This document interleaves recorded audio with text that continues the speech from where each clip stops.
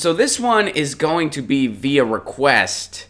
Somebody requested this yesterday, so I thought, yeah, we can totally go through this. Someone wanted me to bring up why how I lost weight. Somebody wanted me to bring up how I lost weight and my process going through that. I'll be honest, it's not crazy interesting in my case, but we can totally go through it, and then we can kind of talk about just sort of different things we do for general wellness.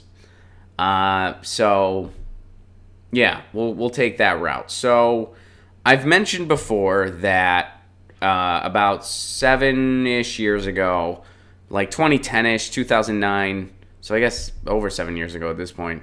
Yeah, it would be like, yeah, about 7. I was a lot heavier. In 2009, I was a lot heavier, and you guys heard me talk about it because I mentioned that people that I met back then, they might not recognize me right now because I looked a lot different. First of all, I didn't wear glasses. I only wore glasses to drive at night because my eyesight wasn't as bad as it is now, and I was also significantly heavier. And first, I'll tell you how I got there.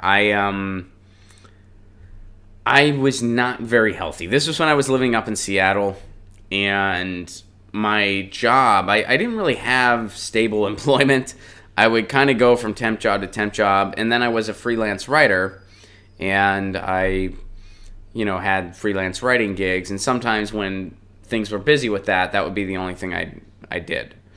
And so I would spend a lot of time just sitting at my apartment in front of my computer working. And then I would go out at night to go to an open mic, but even that was not very much. I would usually take a bus to my destination, and then I would just go sit in a comedy club, wait for my turn to go on stage, right? So that was pretty much my life. And I ate a lot of pasta, a lot of pasta, and Kraft macaroni and cheese was a food group for me, because I was very poor. This was at the height of the recession. I was just starting out in comedy, so I was not making any money at it yet. And I was just sort of going from odd job to odd job. I didn't move to Seattle for a job. I just moved to Seattle because I wanted to. So I kind of relocated to a different part of the country and just wanted to start a life. And it wasn't all that easy. It was a rough time. So I was very poor, and, so I ate very much on the cheap. And I gained a buttload of weight.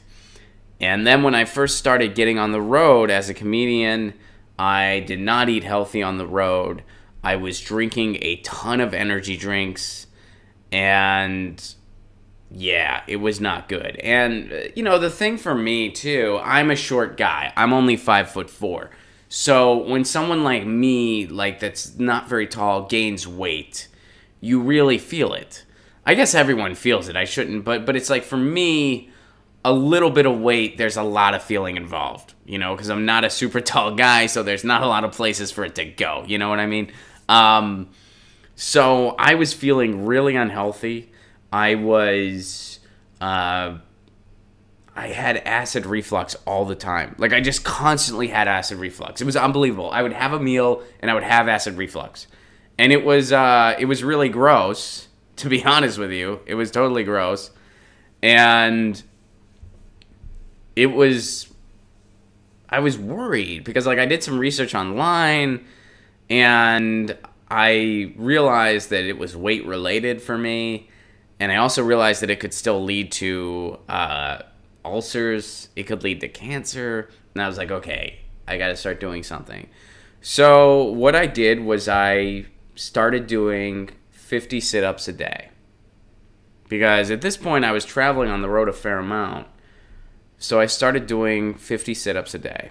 Because that was one thing I could consistently do. All I needed was a carpeted floor for that. Then I upped it to 100 sit-ups a day. And then I really started changing my diet. The first thing I did was I cut out all fast food. With a few kind of exceptions when I had to. Which, again, I was on the road a fair amount, so that wasn't the easiest thing in the world to do. But I cut out fast foods, and my main diet on the road, when I was at home, I made a conscious effort to eat healthier, and eventually I joined a crop share. For anyone that doesn't know what that is, you basically get a share from a farm every week.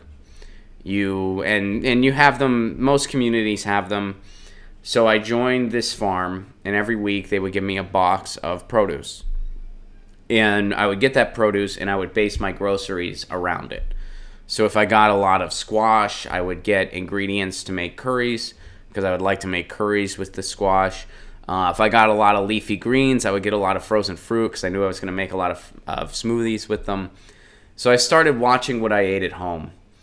And on the road, what I would do, and this is not near as healthy, but this was what I did, and again, this is because I didn't have a lot of means. I would go to Aldi, and I would get like dried fruits and cereals and different snacks like that, and I would just snack throughout the day. And then when I would get to the venue, I had literally a crate of ramen, and I would eat the ramen. I learned how to make it in a hotel microwave, or figured out how to make it in a hotel microwave. You just kind of flip it like a patty, and I would eat the ramen, and that was my meal for the day. So I'd have one meal a day, and it was just a thing of ramen, because I was living gig to gig, and I was not making very much, but I was, really trying to make it as a comedian. So I really had to figure out how to do it on the cheap, because gas is not cheap, and my expenses were not cheap. So anyway, the weight kind of melted off a little bit, and then, I really tried to, and now I exercise better. I belong to a gym. I go to the gym almost every day. I'll probably go after this. I should be doing more, but I do what I can. And, I'm on a diet right now. I'm on the Whole30 diet, which, there's parts about the diet I like, parts about the diet I don't. I saw benefits from it the first time. I'm hoping that I see benefits from it this time. And to me, working out, another thing is, and I've been open about this, is I don't always have the greatest temper in the world. And I found that the thing that has helped me keep that in line more than anything else is exercising. Exercising helps. It just sort of releases that stress in so many ways. So it helps me in many ways. It helps me, mentally and physically. And, the other thing I'm really into, and then I'm going to turn it over to you guys. The other thing I'm really into is, back in ancient Greek times, they, like, the academy and the gym were linked. Like, it wasn't uncommon for them to do mental work in the gym, because they saw the connection between the mental and the physical body. And they had it right. We shouldn't have messed with that. There's a lot to be said for that. So when I'm at the gym, it's my favorite time to listen to an audiobook, or to absorb some new ideas, or to, if I'm on a bike and I can read, sometimes if I'm on like a more like elaborate machine, it's hard to like read something because you're using your hands too. But if I'm on like a bike where I'm not using my hands, like I'll read like articles that I like newsletters that I like, which there's only a couple of them as far as newsletters go. I like this guy named Josh Spector, and so I read that, and it's a cool way to absorb ideas. I don't know if anyone else does that, but I think the ancient Greeks had it right in that regard. I think that we really should do more to bridge the connections between the mental and the physical. What I'm saying is, we should all do jumping jacks for this show. We should all do, the whole time, I'll be like, get your news on with Ron. So that's how that goes. And so that's what I do. I do what I can at the gym. And I do a variety of things. Some of you guys are asking me what I do. I do, well, one thing I will always do is there's this ab machine. I do that every day, or every time I'm at the gym, which I try to go almost every day. I will do, it's like, I think it's called like a runner machine or something like that, but it's like you run with your legs and then you do like this thing with your hands. I do that. I like that machine a lot. And then I like to do, sometimes I'll do the bike as more of a wind down thing. I'll just do like an exercise bike, and that's when I like to read. Like I mentioned, like, absorbing ideas and stuff like that. I like to read. And I'll listen to whatever, whenever I want. Like I'll listen to audiobooks too, and I can do that whenever I'm doing anything. And then I do weights. I do weights, and sometimes I like to go swimming.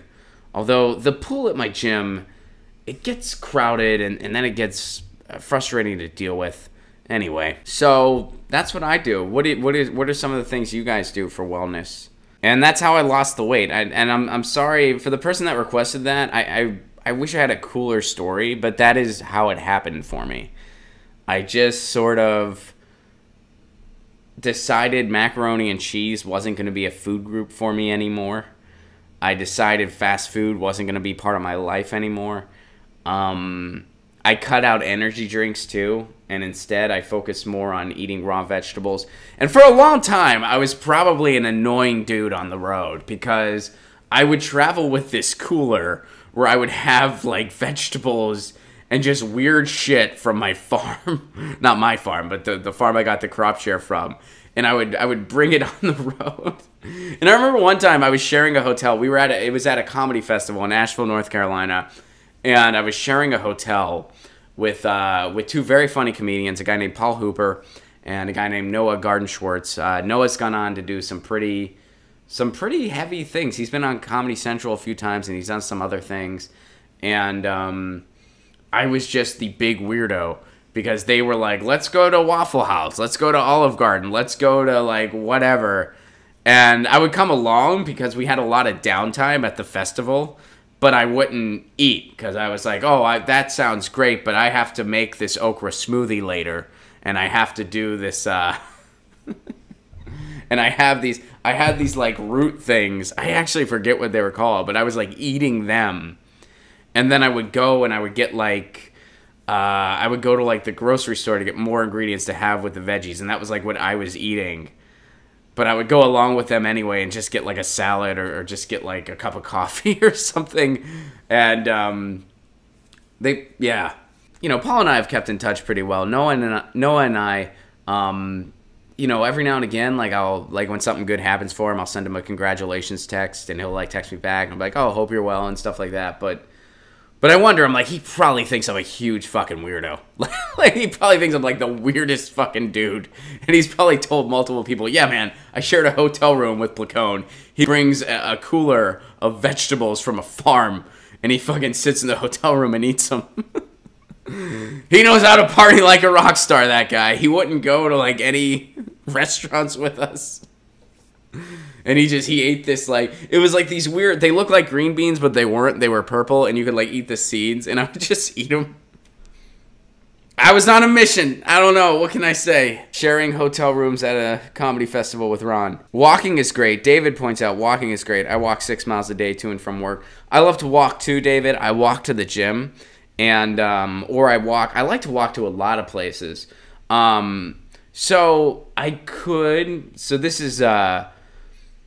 I could totally ride my bike to Jimmy's studio on the Jimmy Dore show. I could totally ride my bike there. And at times in the past, I have. But that was back when I wasn't on camera. I don't know if any of you guys remember those days, but there was a point where the only camera was on Jimmy, and the rest of us, we were on mic, but you couldn't see us. So back in those days, I would just ride my bike because I knew, I'm a cautious guy. I wear a helmet. I know some people don't wear helmets. I do. I'm sorry if that makes me less cool, but I wear a helmet. So I would just ride my bike, and then I would like park it because I could, I knew I wasn't going to be on camera. I would be a little sweaty sometimes in the heat of the summer and stuff, but, I But I don't do that anymore because I don't want to like have helmet hair when I'm going to be on camera and stuff like that. But I could. So, and I live in an area, Pasadena, that's really near the main area, which is called Old Town. So you know, a lot of times I walk to a lot of things I like to do. And walking is not only great exercise, but it's a really good time to think. I write a lot when I walk. Because what I'll do is I'll walk, and if I have an idea, I just start recording on my phone. So a lot of my stand-up comedy material, I write when I walk. That's when I do, I would say, probably 80 to 90% of my writing. Not all my writing. I mean, some writing, like when I'm writing for like a certain topic or like a certain story in the news, I can't really do that because I need to have it in front of me. Because I need to like pick out things that I want to like make a joke about or pick out a timestamp I want to make a joke about. So that's a different process. But as far as like stand-up goes or like other types of writing, like essays or whatever, a lot of that happens when I'm walking. Low carb and running, FinFun says. CG points out juicing. You know, I love to get juice. That came out wrong. I love juices as well. They are such a pain in the ass to make, though. Like, they are so... I love it, but I'll have this like big mound of produce, and then I'll get this little thing of juice after all said and done. And I'll be like, God damn it, you know. But I'm with you. I do love it, though. Eat veggies, walk to work, wear a helmet on a bicycle. Weirdness confirmed. I think you're talking about me. Yeah, I like it. Helmets are fine, just don't wear those tight shorts. Jennifer, I do not own any tight shorts. A. Mars points out that politics makes me gain weight. Ha! CG... points out that I live in Vegas. Going outside really isn't an option most of the year. Yep, I feel you there. It gets hot. GB points out, Ron, try circuit workouts. I'm not sure what that is, but I'll check it out. Chris Walker says, I remember those days when Ron was just a voice.